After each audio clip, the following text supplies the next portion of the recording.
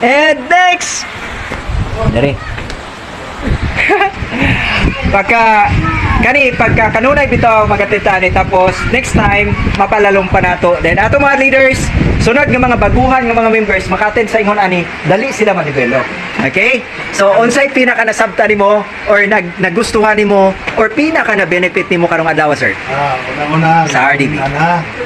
Akong nasabtan pa kayo yung sa IKIR.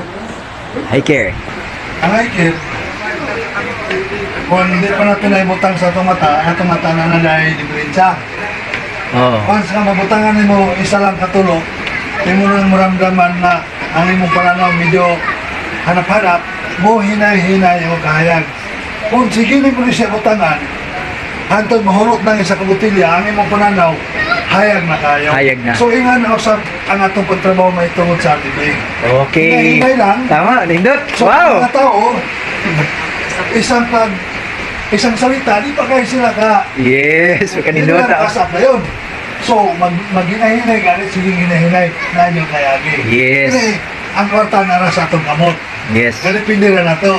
Ang kwarta kapato na, pero kung atong buhian, wala dyan. Wala dyan, tama. Okay. Mura nga, dasig ta, dami be, kaya makakwarta pa ka, malipay pa ka, makato pa ka. Manila. Wow, salamat kayo. Ang kape.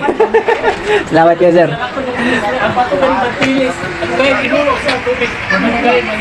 Wow, oh, tinuod yun. Babuak yun siya.